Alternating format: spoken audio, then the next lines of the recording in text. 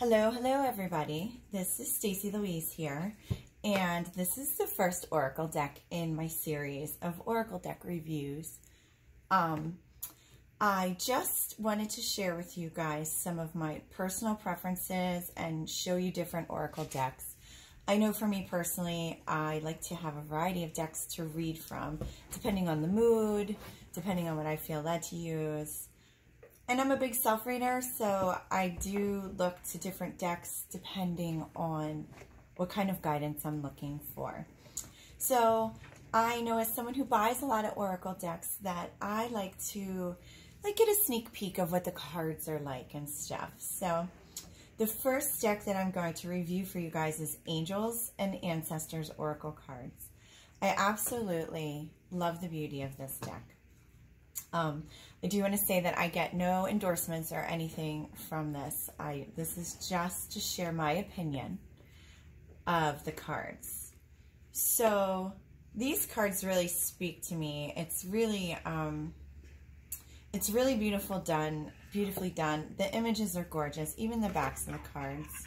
They come in this sturdy box that has set intentions for everybody who uses this, which I think is beautiful. So you can just feel the beautiful energy of these cards when you open the box.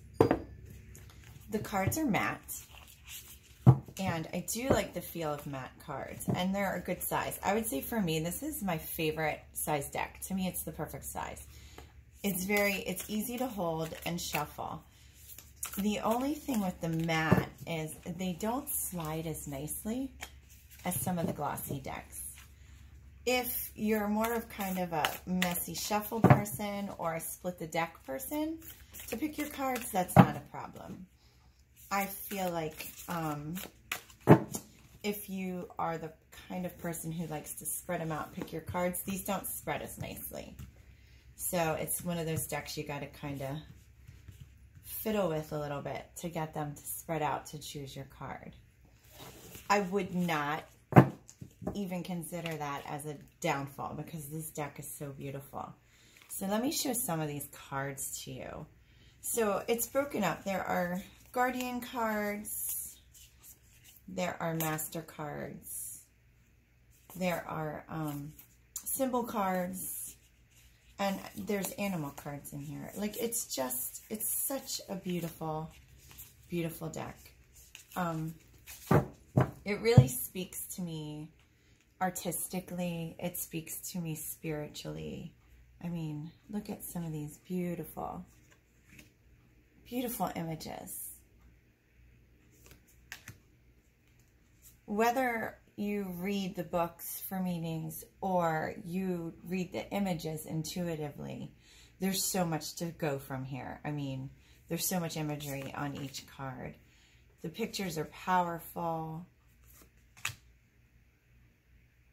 Each one really has a strong feel to it. They do have little phrases on them. So sometimes a word might jump out at you to read intuitively. But they're just beautiful. They're just beautiful. Anyone who's very much into nature and spirit guides and working with ancestors and guides, this is a great deck. I highly, highly recommend it.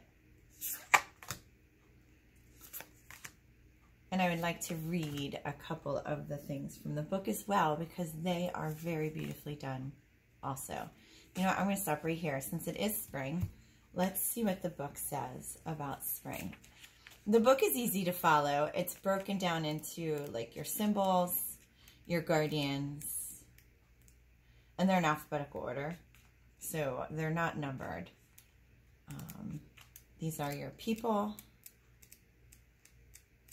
and I'm guessing up front here.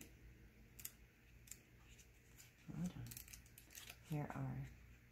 Where are the seasons? Ha ha ha ha. I guess they're in the back with these. So spring. Oh, here's the seasons. Seasons are in the very back. So spring says, see your seeds grow. There's a message. It says, embrace the change that is on the horizon. Allow your dreams to become reality. In the About section, it says, spring is an exciting time because it has so much potential. Animals are coming out of hibernation, flowers are pushing up through the soil, and the days are getting lighter and brighter.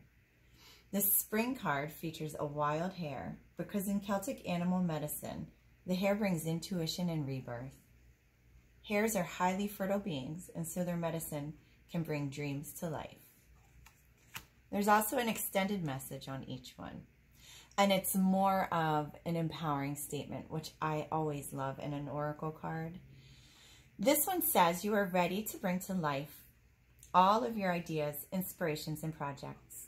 When this card appears, you're moving into a space that allows you to really grow, expand, and create in a way you've never done before. There are opportunities for abundance, including financial growth, and if you're starting something new, prepare for a major expansion in your life and soul. When the spring card arrives in the future position of a spread, or the last card in a reading, it can also indicate that the coming spring will usher in important energies with regards to your questions or intentions. The book does have some spreads, and it does have suggestions on how to use this deck. It's just a beautiful deck. I highly recommend it. It is the deck that I pulled my card of the week from. You can find a card of the week each Monday on my Facebook page, and that is Staci Louise Smith, Intuitive Medium. I will have a link posted in the comments. But each week I'm going to pull a card from a different deck for the week to see the week's energy, and then I will do a review of those oracle cards as well to see if it is a set that perhaps you need to add to your collection if you are an avid collector of cards like I am. So I hope that was informative, and I hope you guys have a beautiful week and be blessed.